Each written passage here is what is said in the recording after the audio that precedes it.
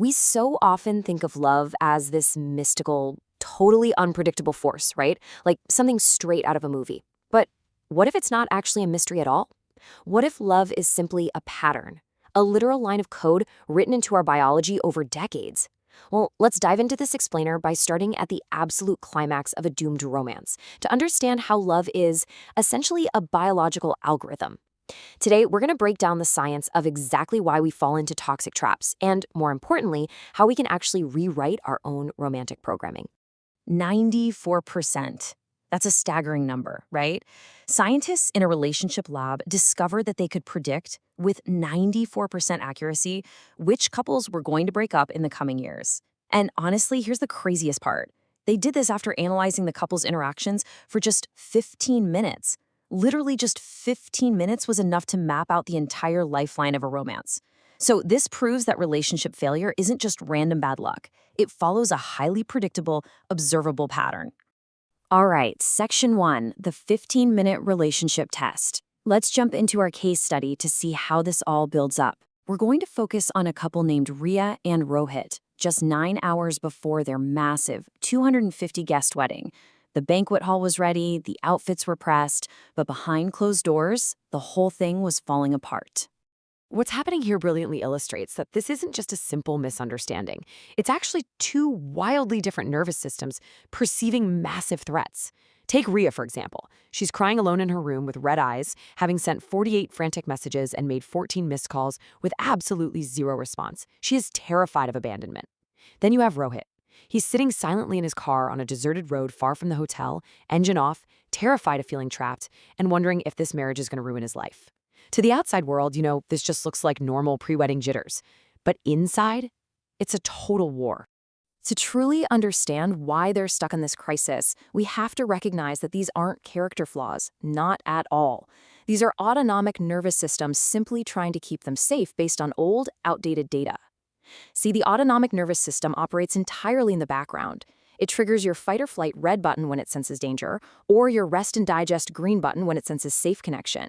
Right now, Ria's system sees Rohit's distance as a fatal threat to her survival. And Rohit's system? It sees Ria's demands for connection as a cage. They aren't actually fighting each other. Their nervous systems are just fighting for survival. Moving to Section 2, mapping the love algorithm. So to figure out if they should just cancel the wedding and walk away, we need to reverse engineer their 28-year-old biological love algorithm. We've got to rewind the clock way past the engagement, past college, all the way back to when they were born. What's really fascinating when we track their journey from birth to adulthood is realizing that a love style isn't formed overnight. It is coded layer by layer. In 1998, their base biological sensitivities were formed. By 2004, their childhood environments assigned meaning to those sensitivities. Fast forward to 2015, they're busy building their teenage romance traps. And finally, in 2024, their adult anxious-avoidant loop flawlessly executes. This layered history places them on what we can call the psycho-love map. Think of it like a grid with two main axes. The anxiety axis is constantly asking this background question, will they leave me? Meanwhile, the avoidance axis is asking, is closeness a threat to my safety? Every single life event shifts our position on this psycho-love map, pushing us further toward anxiety, deeper into avoidance, or ideally, toward a secure central connection. Section 3, wiring your nervous system.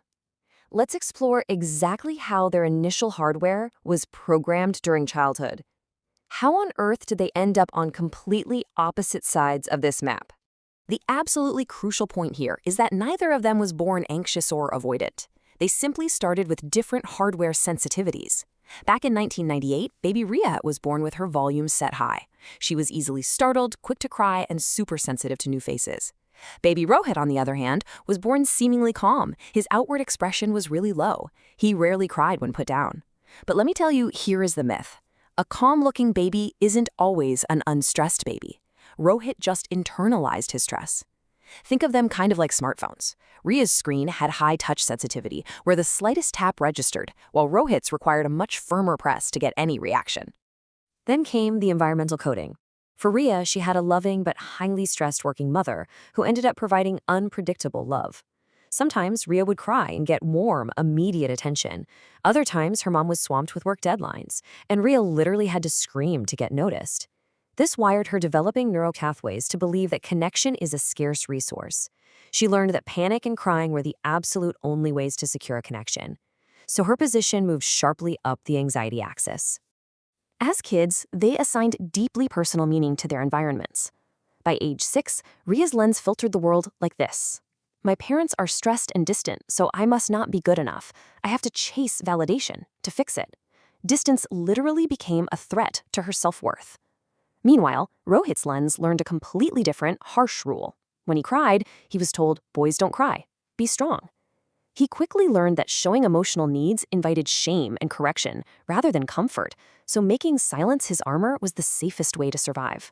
His position shifted way over to the right on the avoidance axis. By the time they hit their teenage years, they were actively writing their own romantic malware. Ria's romance trap led her to chase emotionally unavailable boys. Why? Well, because the cycle of them pulling away, followed by that sudden relief when they finally texted back, felt exactly like the unpredictable love she was used to. She completely mistook the relief of anxiety for chemistry. Rohit's romance trap taught him that showing feelings meant giving up power and risking humiliation. He equated emotional distance with self-respect. He wanted to be wanted, sure, but he absolutely refused to be dependent. Which brings us to Section 4, the Anxious-Avoidant Loop. All of this perfectly sets the stage for when these two totally incompatible codes finally clash in adulthood. Statistically, it was almost inevitable they'd find each other. Secure people tend to settle down earlier, leaving the anxious and avoidant folks out in the dating pool magnetically drawn to one another. So they became trapped in this magnetic but incredibly toxic cycle known as the hyperactivation/deactivation loop. Here's how this nightmare functions. Ria feels a slight disconnect, so she seeks immediate connection to feel safe. Maybe she just asks for a quick call. But Rohit interprets this demand for closeness as intense pressure, so he deactivates and pulls away, maybe leaving her on read. And what happens next? Rohit's silence immediately triggers Ria's abandonment alarm, causing her to panic and send a barrage of texts. Ria's intense panic then directly triggers Rohit's captivity alarm, making him shut down entirely. It's wild. Ria's strategy to turn off her panic alarm directly triggered Rohit's survival alarm, and vice versa. They were basically living under a dangerous illusion. As the saying goes, people are not choosing love, they are executing the code of their algorithm. And this brilliantly illustrates why they both thought getting married would magically fix everything.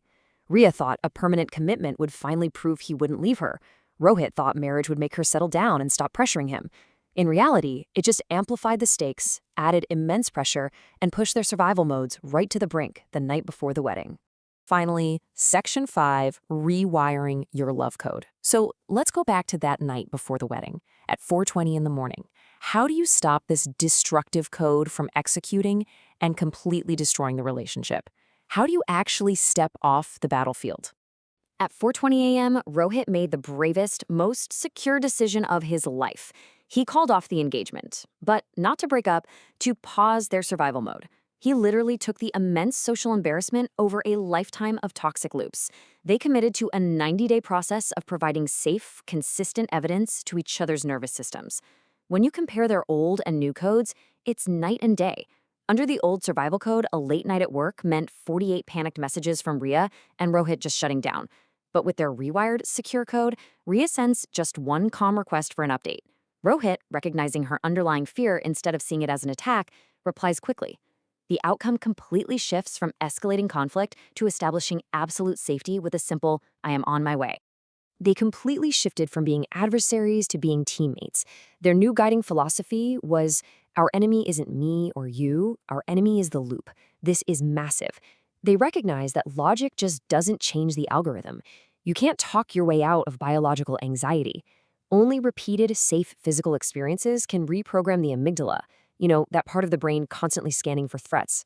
So instead of collecting evidence against each other after a fight, like anxious and avoidant couples usually do to prove the other person is wrong, they started using this brilliant 3-step post-conflict repair framework to rebuild connection immediately.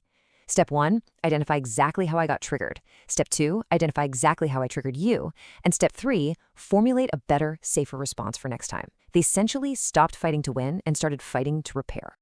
They did eventually return to that banquet hall, but with a completely new understanding. They learned that secure love is not the absence of fear. You're still going to feel the fear. It's the conscious choice to not repeat your old survival patterns despite feeling that fear.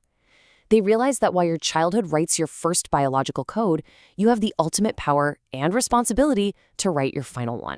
So I want to leave you with this to ponder about your own psycho-love map as we wrap up this explainer. Take a hard look at your own relationship history, your own fights, your own flight responses. Are you blindly executing an outdated survival code written when you were 6 years old? Or are you doing the hard, beautiful work to actively rewire your system for true connection? The algorithm is real, for sure, but it isn't destiny. You hold the power to rewrite it.